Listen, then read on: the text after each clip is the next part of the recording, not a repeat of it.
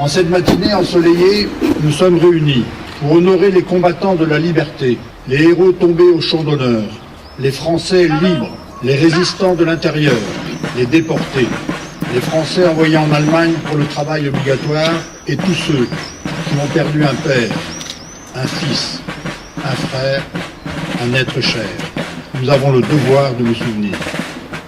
Malraux disait comme Tacite, le tombeau des héros et le cœur des vivants. J'ai choisi aujourd'hui de vous lire ce poème de Robert Desnos, Résistant.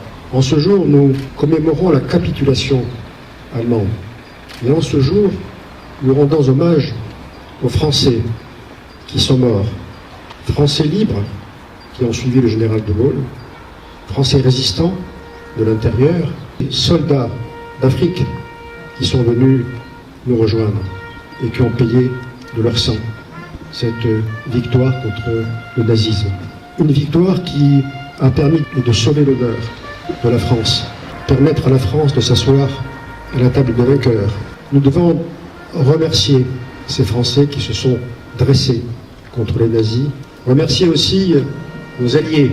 C'est une victoire qui a eu un coût dont on a payé très cher. Ça a été de se battre contre la barbarie nazie, contre l'oppression. C'est aussi une page tragique de notre histoire, celle de la déportation, de l'extermination des Juifs, des Tziganes et de tous ceux qui n'étaient pas considérés comme ariens.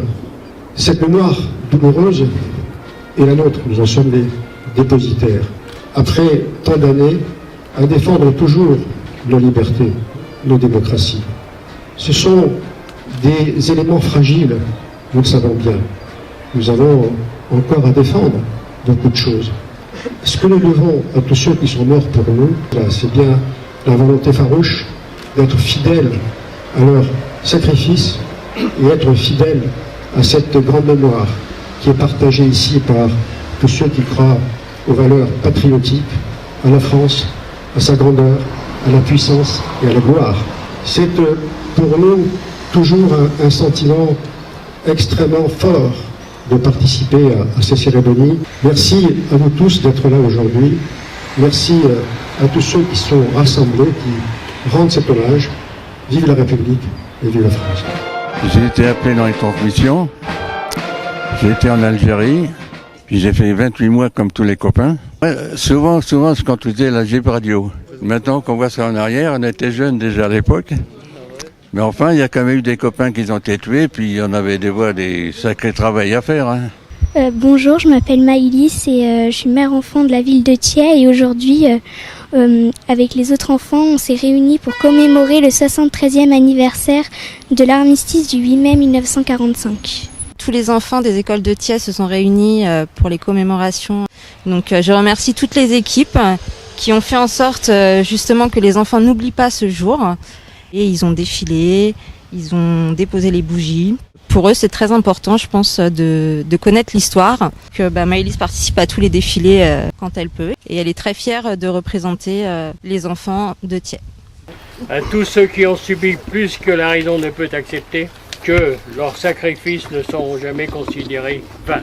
Le 8 mai ne peut pas être une fête, mais un respectueux recueillement pour une lamentable boucherie.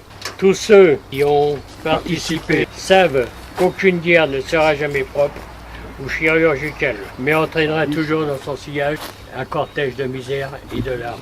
Et les menaces se précisent, les actes racistes sont de plus en plus meurtriers. Et en ce troisième millénaire consacré au progrès, nous ne pouvons pas, nous ne savons pas, nous ne voulons pas oublier.